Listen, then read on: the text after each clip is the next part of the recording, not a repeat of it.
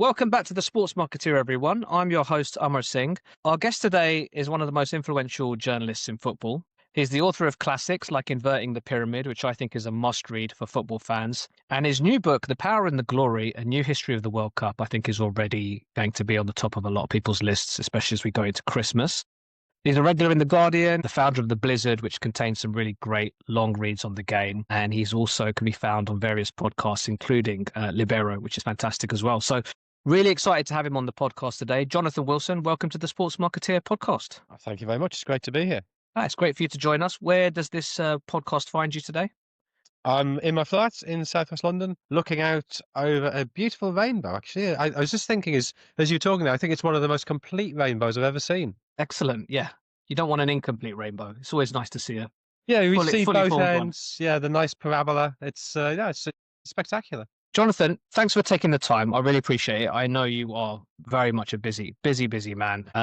Obviously, it feels like now we're going to go into World Cup mode pretty soon. We've just had some World Cup qualifiers, of course, some really interesting narratives taking shape as we go into the tournament next year.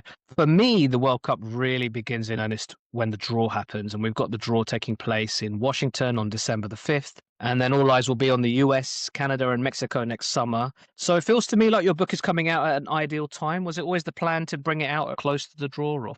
Yeah, and I think the Christmas before the World Cup was a logical time to do a World Cup history. Christmas, this is when the vast majority of books are sold in this country. And yeah, I think we're going to bring out the paperback just before the tournament itself. So you get those two bites at it. And then hopefully it goes well and they ask me to add another chapter before the next World Cup. And then it becomes a bit of a pension plan.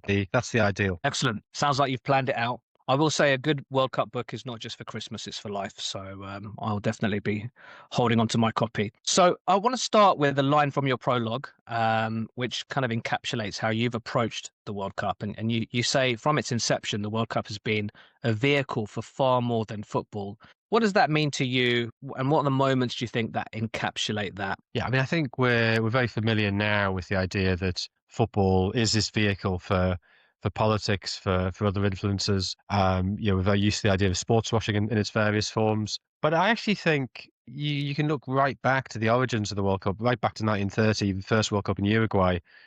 Uruguay used the World Cup, used the hosting of the World Cup to project an image of themselves, an image of Campistigi's government. Mussolini in 1934 absolutely uses it in a bit more sort of disturbing way. And you can trace that through, the Argentinian junta in 1978. Clearly, they take advantage of hosting the World Cup to present a view of Argentina to the world, which is the view that they want to present.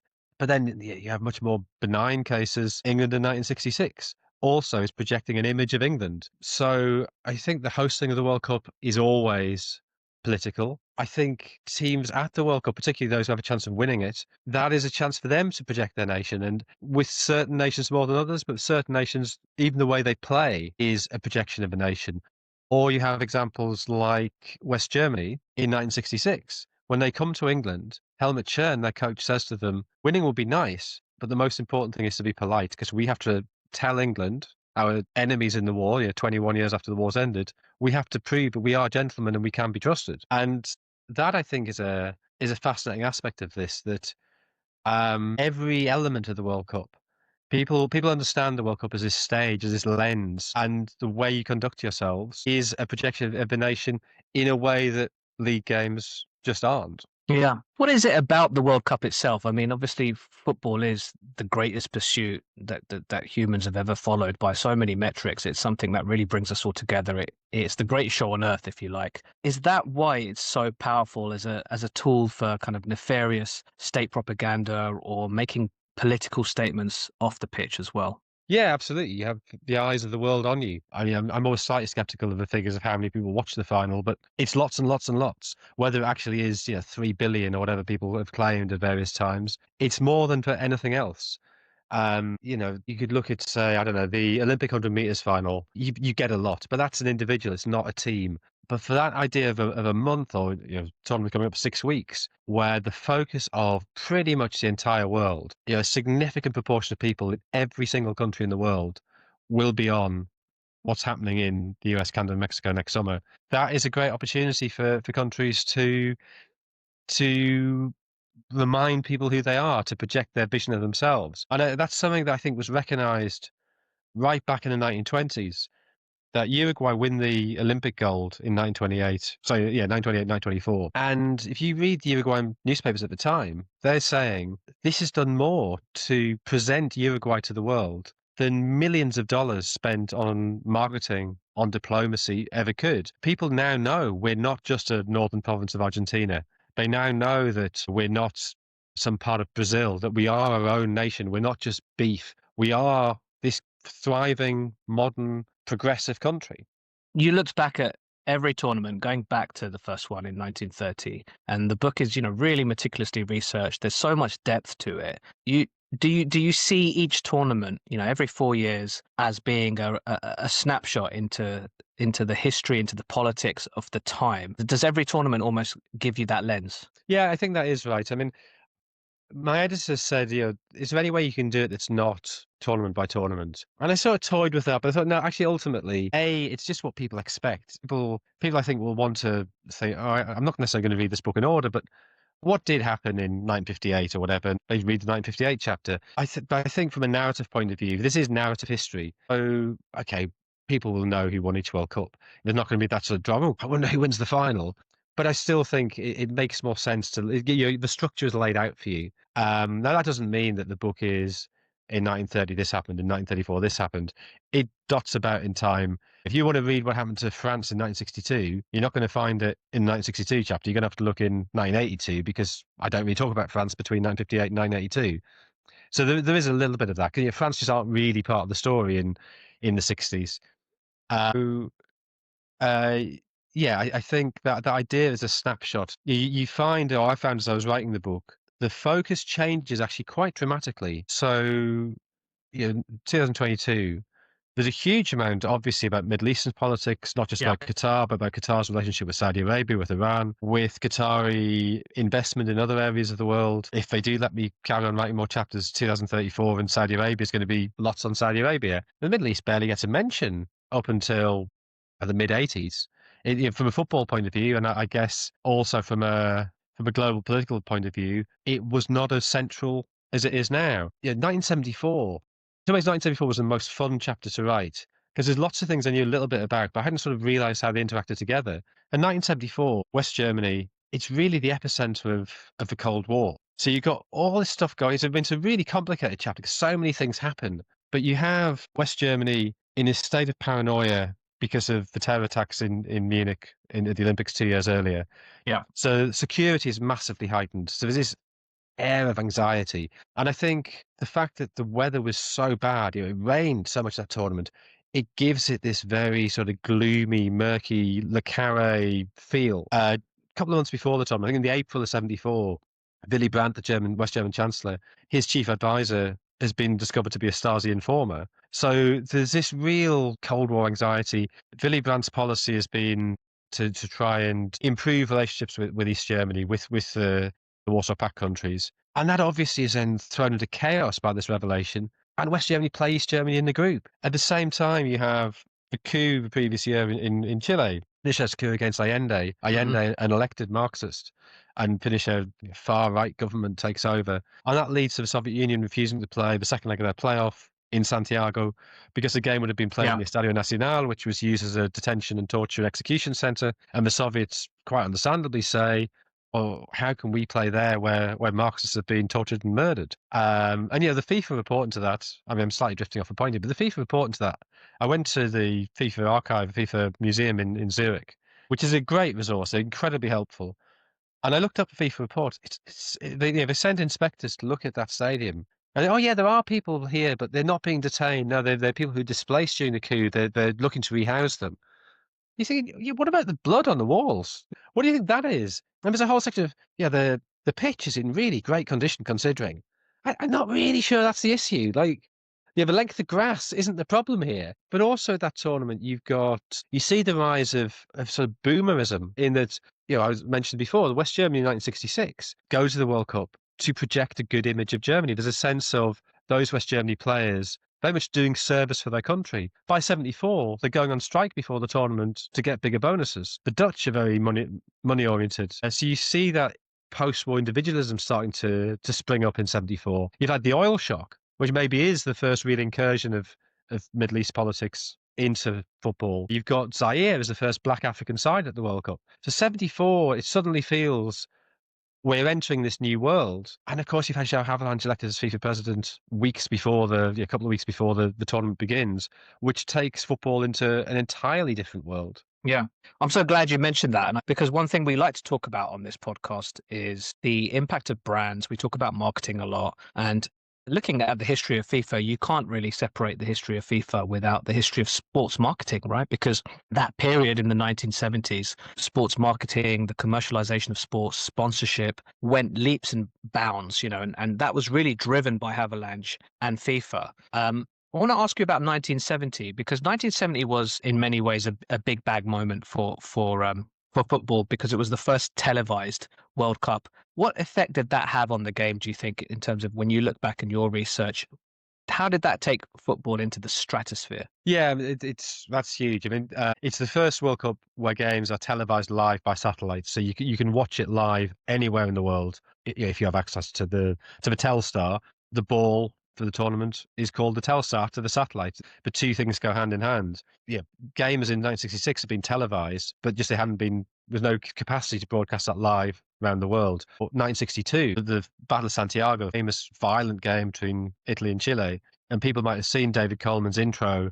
Yeah, the game you're about to see is the most disgraceful exhibition of football. The reason he's saying that is because this is two or 3 days later, because they've had to put the tape on a plane, fly it back to London. The newspaper reports have already come out. So Coleman's saying that because he knows the people who are tuning in, part of the reason they're tuning in is to see foreign people kicking lumps. So, but I think that, yeah, that live coverage, obviously it feels very modern and football's at the forefront of that. A lot of people will not have watched a live satellite broadcast. Maybe the moon landing the previous year.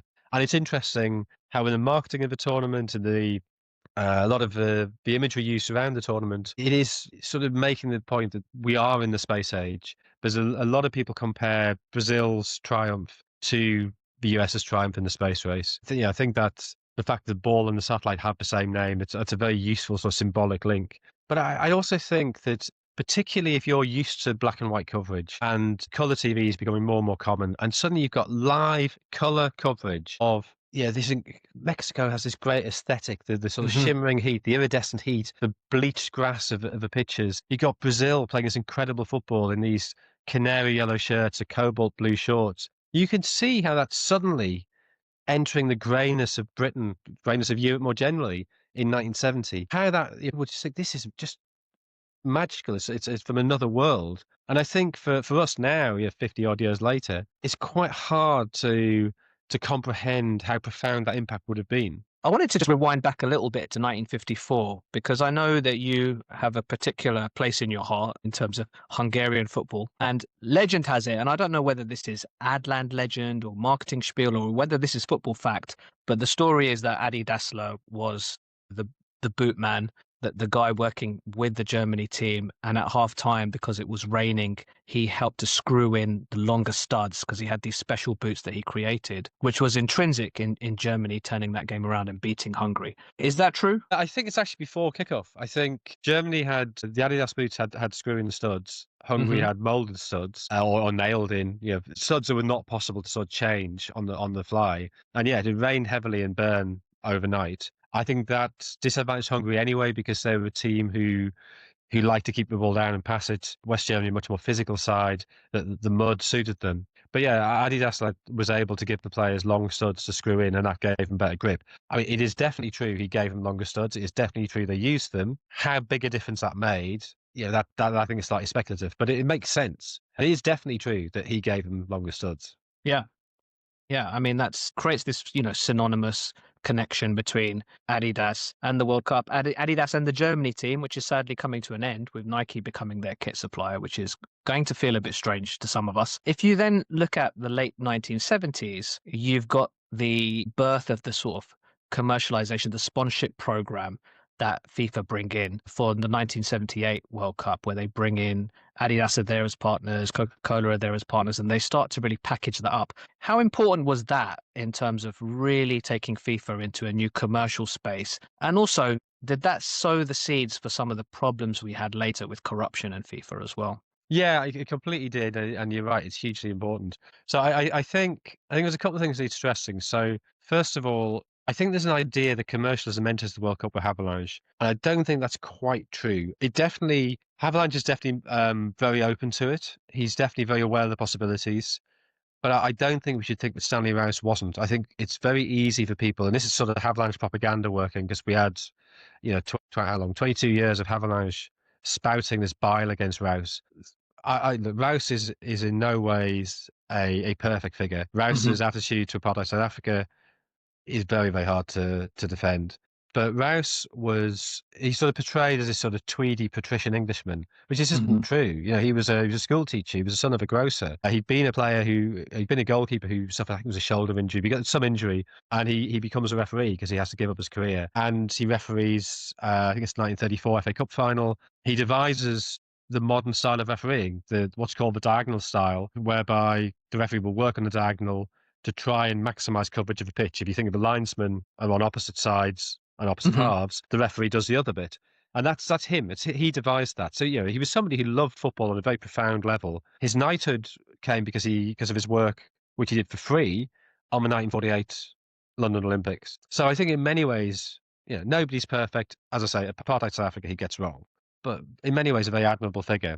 He's portrayed as being very imperialistic, very well racist, which again I think is unfair. He worked quite closely with Nigerian FA, so I just don't think it stands up. He was very pro expanding the World Cup. He wanted to expand the World Cup to 32 teams, and he was voted down by UEFA. So Haviland saying, "Oh yeah, I opened the World Cup up."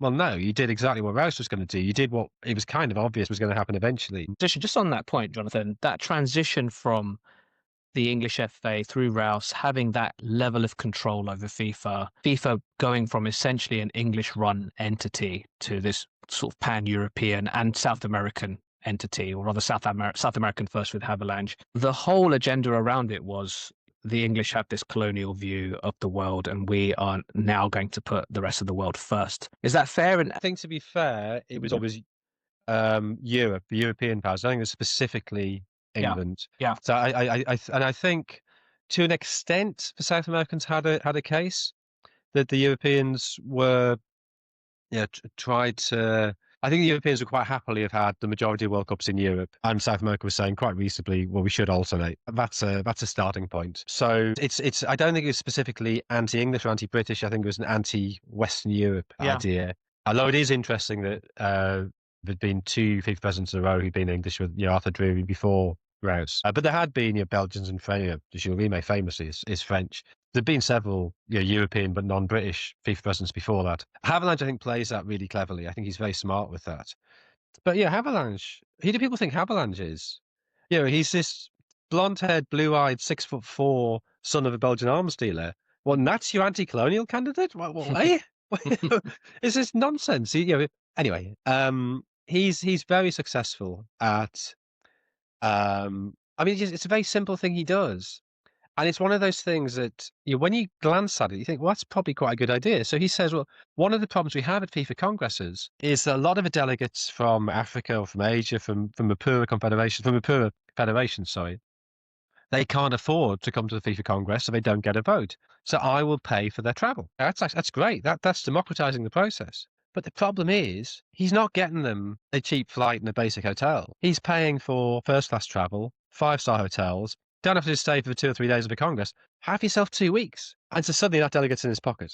And so it's where that line between facilitating the democratic process and adding a bit extra so it becomes corruption. Havelange skirts that very, very cleverly. And that really is FIFA's modus operandi up to the present day. So we're fast forward a bit, but if you look at the FIFA Gold project, which is Blatter's great Yep. the way he maintains control and maintains his electoral base. The Gold project seems like this great idea. Oh, we take a levy off everybody, we use FIFA's revenues and we distribute it to worthy funds in poorer nations around the world. Well, that sounds great. That sounds like exactly what FIFA should be doing. So let's just take one case study. Let's take the very first. So it's not this has been corrupted over a period of time. This is the very first Gold Project grant. And the Liberian FA is run by Edwin Snow, who is son-in-law of Charles Taylor, the now disgraced and indicted war criminal, former president of Liberia.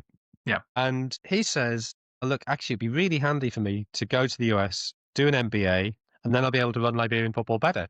I said, oh, yeah, it's actually quite a good idea. Yeah, put Liberian football on a good business footing. So FIFA pay for him to go to the US and do his MBA.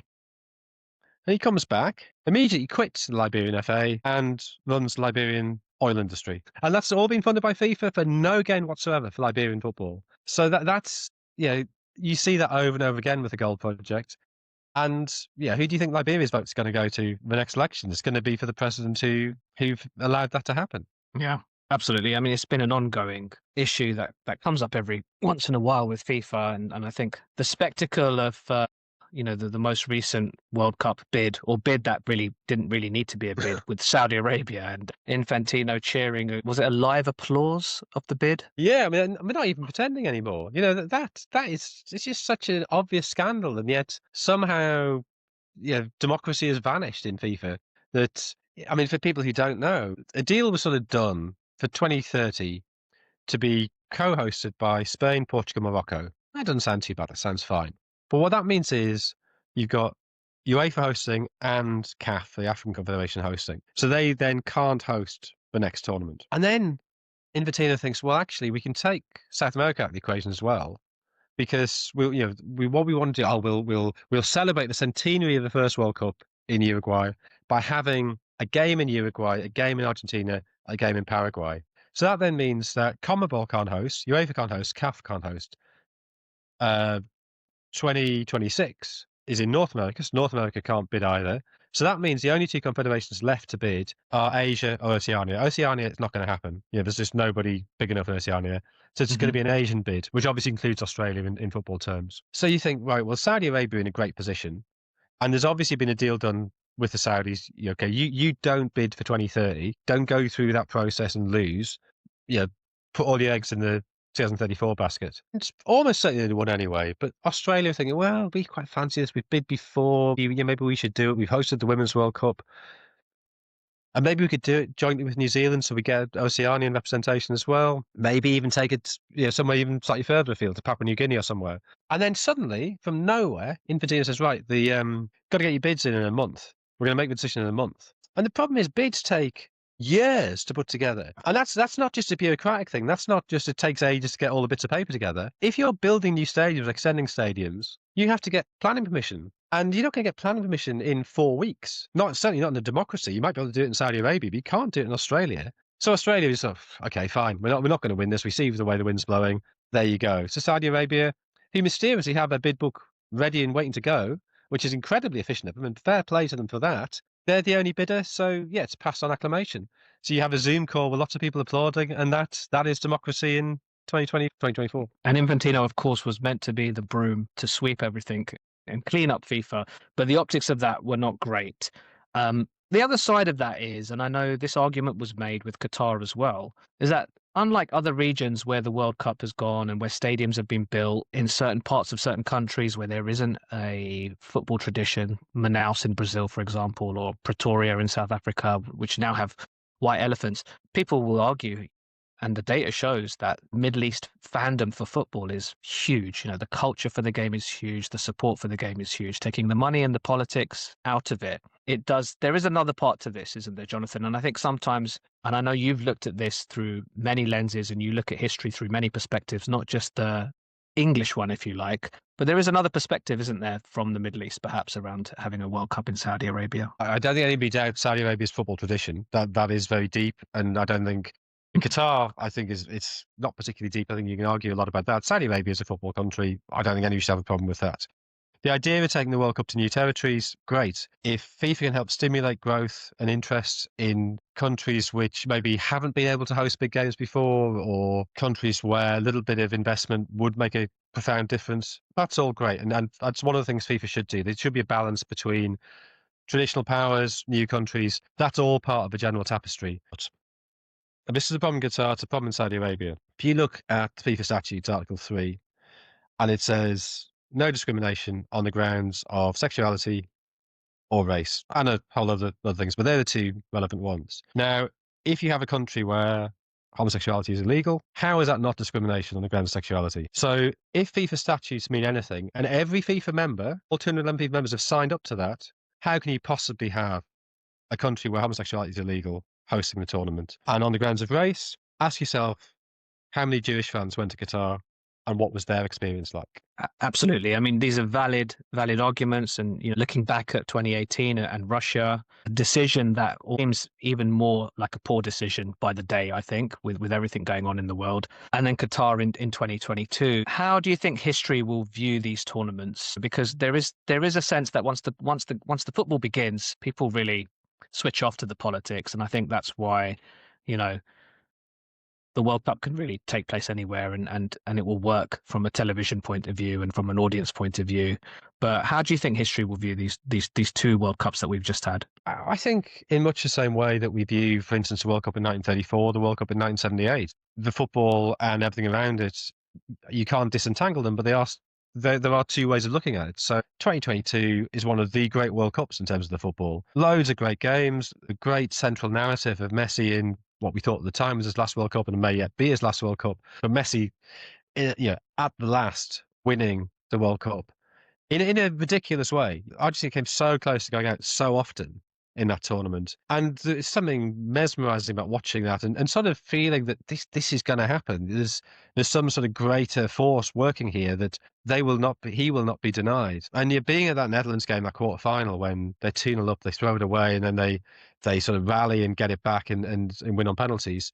One of the most extraordinary, dramatic games of football any of us ever seen. The final was a ridiculous game. So much drama, so much happened. So we can celebrate that, and we should celebrate that, but we shouldn't lose sight of how many people died building the stadium, which it happened. Yeah, absolutely. Just moving to another subject, and everyone has their own favorite World Cups and fond memories. Which is the one that you have the most fond memories of? That's a really difficult question because the boring answer, but I think the correct answer is it's always your first one. And my first one was not the first one I went to, but the first one I remember on TV was 1982. I Hmm. was only 5. I think it must have been an awful, precocious little brat. But it was, and again, you've got to put it in the context of the time that there wasn't very much football on telly at the time in the UK. The first game I remember watching, the first game I know for sure I watched, and I must have watched football before this. I remember watching the 1982 FA Cup final between Tottenham and QPR. And so I was obviously into football, but it was definitely the World Cup that elevated that interest into an obsession.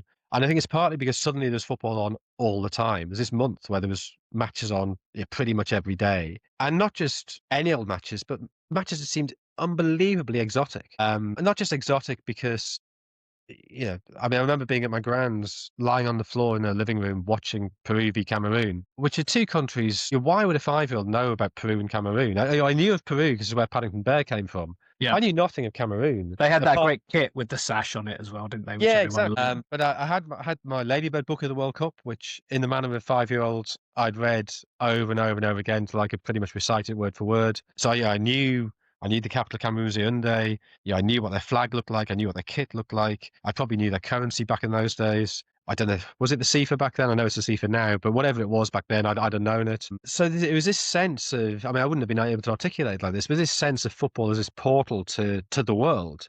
And then there's the fact that it just looked and sounded so different to the league football. The fact that it was sunny, it was hot. The kits somehow, they looked brighter. The sweat, I mean, those kits as well, because a lot of them were still, they weren't necessarily with polyester that they became, but they were heavy cotton kits. So the Brazil shirts, I remember Falcao when he scored the goal against Italy, and his shirt is sort of two-tone. There's the bit around his waist where the sweat hasn't reached, which is sort of a pale yellow, and the dark yellow at the top. The fact that, some of the captions on the screen, whenever you saw the scoreboard, the fact it's in Spanish. And I think, if you're the age I am, just coming up to 50, if your first 2 World Cups, and I guess if you're slightly older and you'd had 78 as well, but in fact 78, 82, 86 are all Spanish-speaking countries. The World Cup felt like a Spanish event, felt like a Spanish-speaking event, in the same way that because the first Cup of Nations I went to was in Mali, the Cup of Nations to me is French, and so I still think of it as Le Can rather than the AFCON, because all the branding I saw in 2002 was Le Can, the Coupe Afrique des Nations, not Yeah. the African Cup of Nations. So I think that adds to the exoticism. I think if it had been in it had been in the US in '94, that sense of exotic might not have been quite so profound. And that sense of this is a way that I can find out about these other cultures, these other countries, these other places. I do vaguely remember Socrates and Zico, 1982. 86 for me was the tournament which I followed as much as I could. Um, at quite a young age, and Maradona, of course, just being the absolute icon of that tournament. But if we then go to 1990, that carries a really interesting significance, particularly in the UK, in terms of representing a kind of moment where football emerges from quite a dark period into a more family-friendly product. And I know the Premier League follows 2 years later, and football really explodes as well. The Premier League explodes as a global product. How important was 1990 and that team and the run that they had to the semi-final in setting the scene for that? Oh yeah, I think massively. 1990, I think after 74 is probably the longest. I can't remember actually. Maybe it is the longest. 74 and 90 are the two longest chapters in the book. So I will come back to answer the question you've asked me. But if I answer a different question first, it's not just incredibly important for England. It's incredibly important for Ireland. And I think in terms of Ireland's liberalisation, the Hmm. fact you suddenly have 30,000 blokes who hadn't really been outside of Ireland before, making their own way to Italy, interacting with the rest of the world, discovering this new culture, discovering a sense of adventure in themselves and an openness that Irish society in the 80s had restricted. I think that's not insignificant in the changes in Ireland in the 1990s. It was West Germany's last World Cup. They become Germany afterwards. That's huge. It's the last tournament for Czechoslovakia. It's the last tournament for the Soviet Union. You got Cameroon going to the quarterfinals. So the first African side to make a real uh, big impact on the tournament. It's huge for Argentina because they feel still there sort of lingers a sense of being cheated in that tournament. Completely absurd. Of course they weren't cheated. I remember in Brazil in 2014, I was staying in Rio, and there was loads of Argentinian fans, a couple of blocks from me. And the song they were singing all the time wasn't about 86, it was about 1990. So loads of countries it meant a huge amount for. But in terms of England, I think after the bleakness of the 80s, and 85 is nadir, that you have the riots, Chelsea Sunderland, the Milk Cup semi-final second leg, you have Millwall rioting at Luton, you've got the deaths in the Bradford fire, you've got the death at Birmingham on the same day, Hmm. you've got the deaths at Heysel in the European Cup final. Yeah. I mean, football could easily have stopped then, and a lot of people thought it should stop. Very hard to comprehend how well something. This from a personal point of view.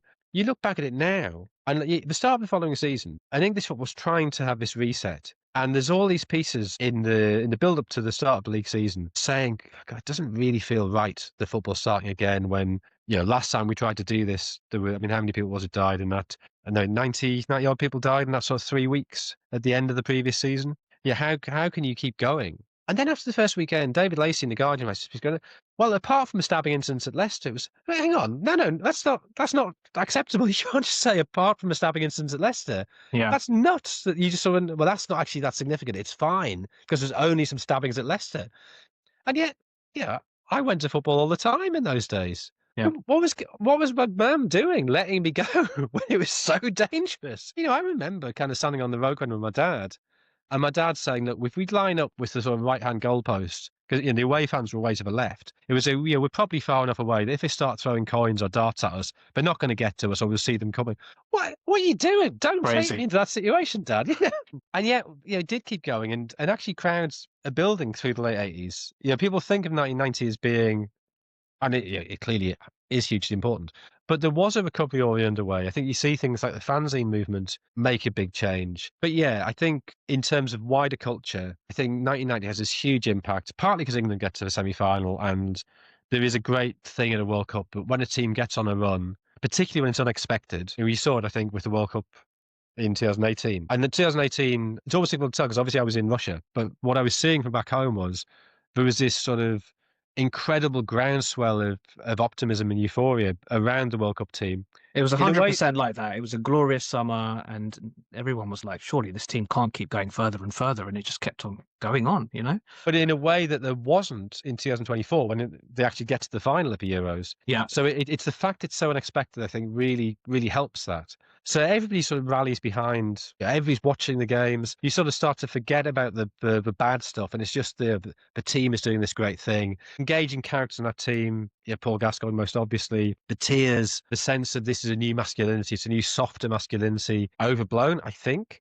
but still, it was almost like those tears, wash away the sins of the past.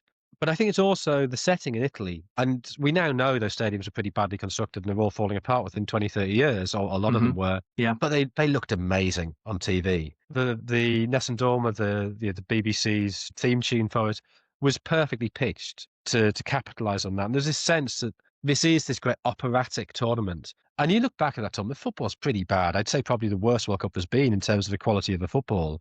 Yeah. But in terms of the stories, in terms of the drama, and again, England's very dramatic exit is part of that, but also Italy's dramatic exit in the semi-final, Cameroon's dramatic exit against England in the quarter-final. It was a tournament that had all these incredibly emotional, operatic moments. So, yeah, it's sort of, I think that's the tournament for a certain type of English person, and it's a type of English person who has significant influence over our broader culture, both in terms of news media, in terms of publishing, in terms of sort of high culture, if you like. They suddenly were very influenced and thought, yeah, football, it's not just, hooligans charging across terraces and killing people.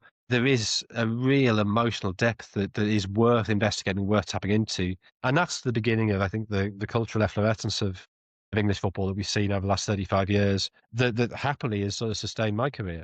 If we go to 4 years later, and this obviously connects to what's happening next year. A confession is actually this is my favorite World Cup personally because I followed it religiously. It was just the right time of my life where I had the time, the passion, the interest in football to absolutely watch every single game.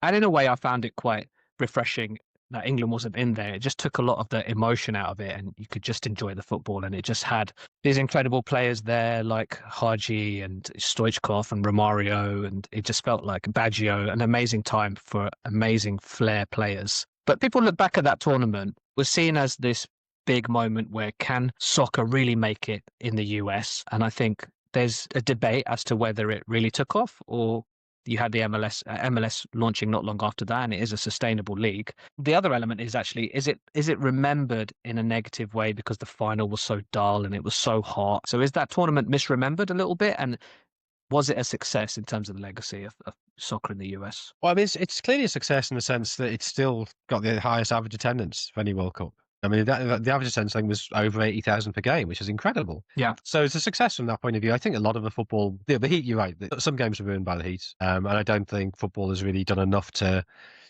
work that out. I think we saw at the Club World Cup, the summer just gone, similar problems. But equally, there were some great games there. You think of the Netherlands, Brazil, you think of Argentina, Romania, Bulgaria beating Germany. So yeah, the final wasn't great, and I don't think it was a great Brazil team that won it. But there were some great games in there. So I mean, I think it was completely fine as a World Cup from a football point of view. I think the American aspect of it is fascinating, and so I mean, yeah, the fact that the opening ceremony and people remember, Diana Ross missing the open goal from 3 yards. But I think by far the more, I mean, so partly the fact that Diana Ross is there, you've got all these big stars there. That is America. It is glitz. It is glamour. But also that same day was the day of the O.J. Simpson car chase through LA. And like, that's just nuts. The fact that those two things happen on the same day. Yeah. And it's sort of this sort of, Americana distilled is just, a 6-hour car chase of a very famous American footballer turned film star. And then the World Cup opening ceremony. So look, it's America for good and for ill. It is what America is. Has it really created a football culture there? I think that's really debatable. I mean, I've done quite a lot of work on this recently. Actually, I'm not entirely sure what I'm going to do with it, but I've looked at the two real attempts before MLS to create a professional league in the US, and that's why they didn't really work. So you had the ASL, which ran from 1923 through to 1933, and it basically was killed by the Wall Street crash. There's all kinds of problems, but if the Wall Street crash hadn't happened, it probably would have kept going, and who knows what might then have happened. And you have NASL, which runs from 66 through to 84. But both of them have the same problem, which is there's no American players. They just import players en masse. And I guess MLS has begun to address that, but I still think there's a problem with player production in the US. I think the pathways are not clear. And I was talking to Carly Lloyd about this. Carly Lloyd obviously has been hugely successful, and I thought she was incredibly sort of clear-sighted about this. And she sort of, as soon as she said it, I realized some of his stuff I kind of knew but hadn't been able to articulate. And she said that the reason, in her opinion, that US women's soccer has been so successful is because they have the university system, which was turning out high-class players in largish numbers. And so when the US women's national team played any other team in the world, if it was level after 60 minutes, they knew they'd win the game because they were fitter and they were tactically better. She said, we knew we weren't technically better, but in terms of fitness, in terms of tactics, we were better. And she said, but the problem that women's football there now has is the problem that men's football has always had, which is if you're relying on the universities to produce the players, they're not moving into professional game until they're 21. And from a football point of view, you've got players who play when they're, 15, you see, but like 17, 18 is when you'd expect a player to be coming through. Yeah. You miss 3 or 4 years of high level education, high level football education, because you're doing your academic education. That's a huge chunk of your career that you're missing. And you can't, age 21, just suddenly walk into the professional game. So that pathway for producing men's players isn't really there. And I think it's really interesting. You look at, I think there's a comparison here with, say, China as well, that there's no real concept of a grassroots club. Whereas in Britain, we have sports clubs that you can join. It doesn't really matter how good you are at the sport. You'll find your level. And you can do that with football. And, you pitch yourself wherever you are. And if age sort of 8 or 9, you join your local club and you're quite good, you'll get elevated and you'll get spotted and you might get an offer from a club when you're 10 or 11 or 12. And that pathway is there. In the US, that doesn't really exist. And so the clubs that are there are not serving their communities. I mean, clearly there will be exceptions, but by and large, they're not serving their communities. They're there to make a profit. And that creates a series of not particularly helpful incentives. Because if they're there to make a profit, then they're already catering to, well, they're not catering to everybody. You kind of have to be middle class to be able to afford to send your kid there. And maybe you think, right, we'll offer scholarships to people from poorer backgrounds. Yeah. But then what you often find is, particularly given the racial politics of the US, that those middle class parents don't want their kids mixing with kids from a poorer background. So they say, well, hang on, why are we subsidizing our kids to be mixing with people we don't want them to be mixing with? Even if you can get beyond that, and I think that is a huge problem. If you read George Dorman's book, Switching Fields, which came out, it was in response to the US failure to qualify for 2018. Really interesting book. Even if you get beyond that, and this is something Monsieur Pochettino said to me. He said, the problem with loads of these clubs is you've got these middle-class parents who say, I'm paying $5,000 a year, whatever it is, for my kid to come to your club. What have I got for that? Tell me how he's got better in this last year for my $5,000. And if the coach says, well, his first touch is a lot better. Okay, what's the metric? There is no metric for first touch. His tactical intelligence has got a lot better. What's the metric for that? There is no metric for it. What there's a metric for is, well, actually his sprint speed is improved. He's taken 3% off his time for 30-yard sprint, or, he's benching 10% more than he was this time last year. So what you get in the US is a load of physically very accomplished players, very disciplined players, but players who don't have that technical quality or that sort of tactical feel for the game that sort of comes as standard for people who've grown up. I mean, this is a bit of a cliche now, but people who've grown up playing in a favela in Rio de Janeiro, or grown up playing in a Bicha Miseria in Buenos Aires. And that's it. Or a cage in Newham or South London. Or a cage in Newham, exactly that. Yeah. Yeah. And so you get sort of middle-class robots. And maybe 2 or 3 of those seems quite a useful thing, but you need some flair, you need some understanding, you need something a little bit less predictable, and the US just doesn't have it. Is it different, though, if you look at, say, the US Latino community, for example, though? How can they leverage the talent that may come from areas such as Los Angeles or Miami? That's the big question. They're not doing it. How do they do it? You need to have some kind of pathway from the street games, the cages that they're playing in, to MLS clubs or other clubs. So again, that George Dorman book, it told the story of this kid who'd basically got to the ceiling of what he could do with his local club. And it's like, where's the nearest MLS club? So some of the MLS, well, probably all the MLS clubs, they have these sort of remote training centers to try and cover more of the country. But even then, the US is so vast. And this is one of the reasons why the leagues didn't really work in the 20s or the 60s and 70s, but particularly the 80s. That it just wasn't practical to have a nationwide league. So the teams end up being all concentrated in the Northeast in the 1920s. It's not really a national league in any real sense. And so you had, back in the 20s, you had 2 real centres. You had New Jersey was a centre and St. Louis was a centre. But the two didn't really, you couldn't play a league between them. They arranged cup competitions where, I guess it was a bit like the Super Bowl. You had the winner of one region play the winner of the other region. But they weren't sort of feeding off each other, playing against each other. It wasn't a rivalry that you would get in England, say. The MLS have these sort of remote training centres. But this kid that George Dorman talks to, The nearest training centre is 500 miles away. Well, he can't do it. He can't make that journey. And Yeah.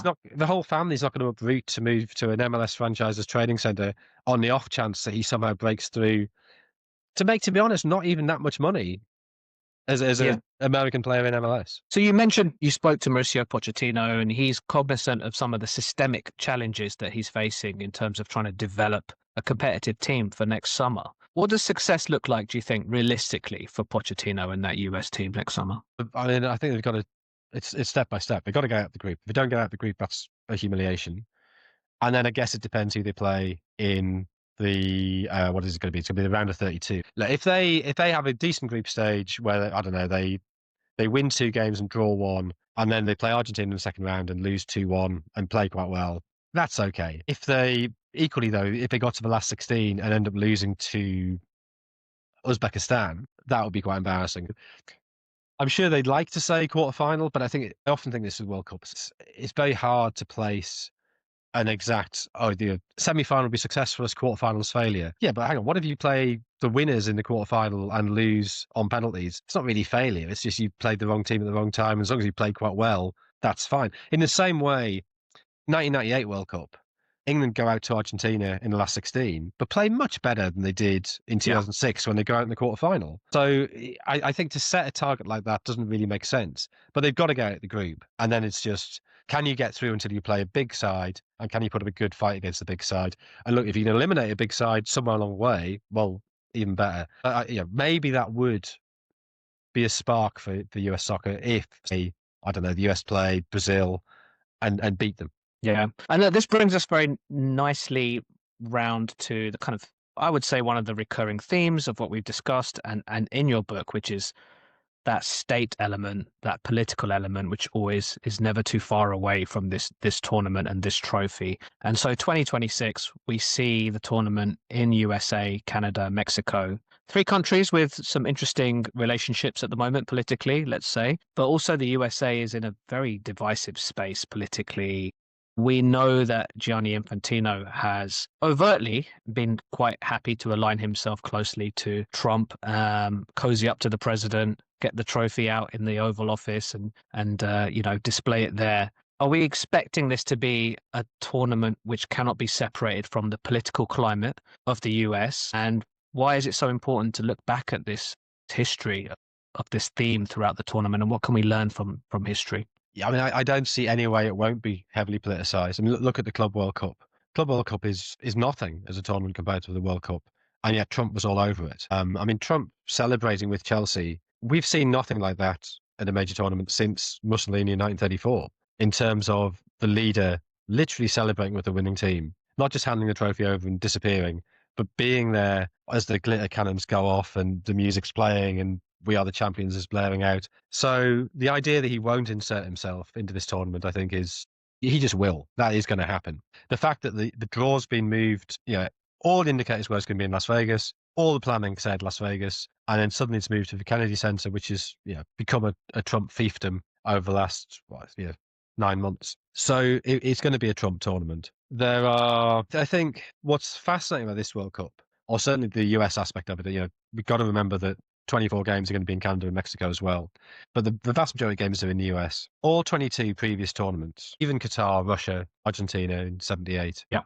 Italy in 34, they have been welcoming to the world. Sure, they were using the tournament for malign ends in certain cases, but every previous host has said, come to our nation, have a great time, go home and tell everybody you know what a great country we are. It's been about saying, we're actually the good guys.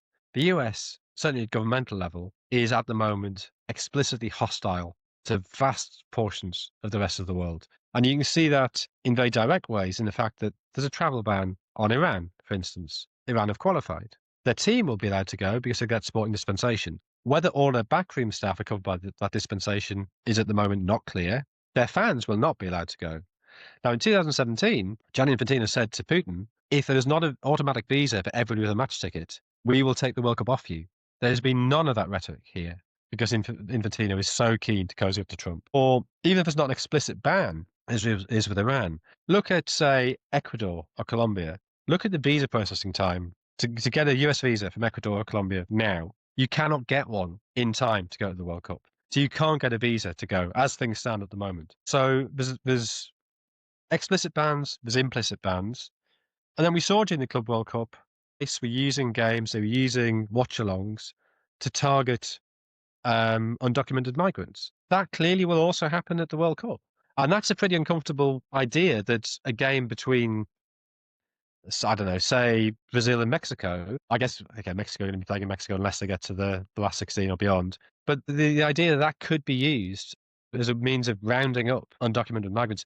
We've seen the roundup on that South Korean factory in the US. The vast majority of the people there did have correct visas, but they were rounded up anyway. So I think there's reasons for people to be very concerned about visiting the US. And I don't think we've ever seen this before, that the host of a major tournament is so explicitly hostile to the rest of the world. Yeah, I think you've put that really, really well.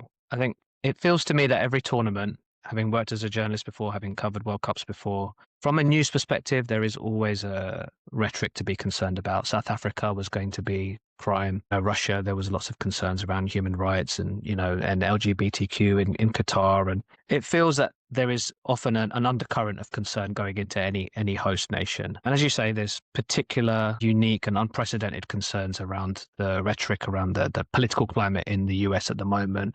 But the tournament always seems to endure, doesn't it? It always seems to just be this incredible spectacle. As you say, the narrative of Messi in 2022 winning that tournament is going to be remembered, unfortunately, above any human rights concerns and those stadium deaths and all those, the awful undercurrent of that tournament. Do you think that's that's at risk next year? I mean, probably not, because football does go on. I mean, you used the adverb unfortunately there. And that's just unfortunate. It's just we should be cognizant of the two things. We should be quite comfortable about celebrating Messi and his achievement. Yeah. We just should also recognize the other side as well. I don't have a problem with people watching the football and enjoying the football for what it is. We just also have to be aware of everything else. So I'm sure there will be good football play. There will be memorable matches. There will be players who do brilliant things next summer.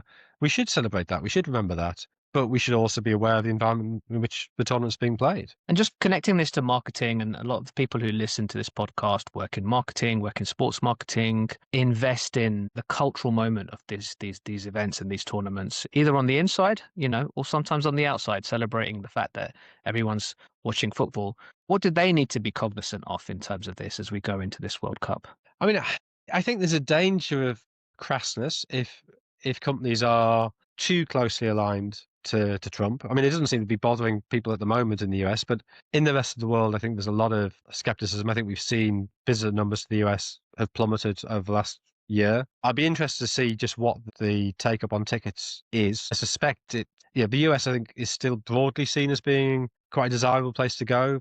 But then I think people might look at the cost, the fact it's dynamic pricing for the tickets, will put some people off. I mean, the dynamic pricing, I think, it'd be fascinating to see how that works, because we saw at the Club World Cup, it actually benefited a lot of people not to buy tickets at the last minute, and tickets were suddenly going for $5-10. So we'll see at the draw. But if you end up with, I don't know, Panama v Jordan in the first round, I think you can probably wait till the day before that game and you'll get a bargain on it. But the other side of that, is Super Bowl style prices for the finals and semi-finals, right?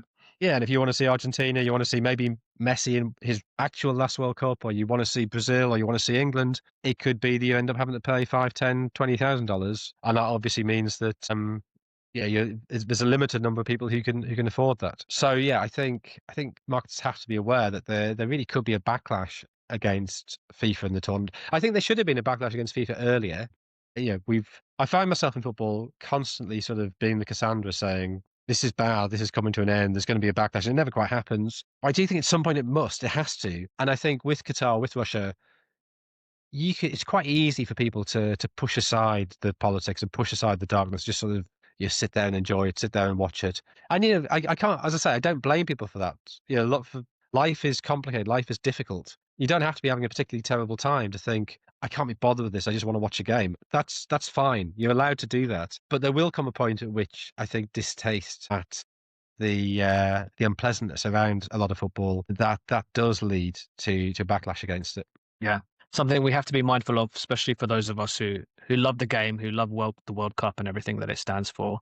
Jonathan, I think that's a perfect place to leave it. Thank you so much for taking the time. Always fascinating to speak to you. I always learn so much, and I think you really have reflected the depth of knowledge that is in this book. And I think it's an excellent book. I do recommend anyone who's interested in football and has an interest in the World Cup, which a lot of people do, I know, to go out and buy that book. So thank you, Jonathan. Thank you very much.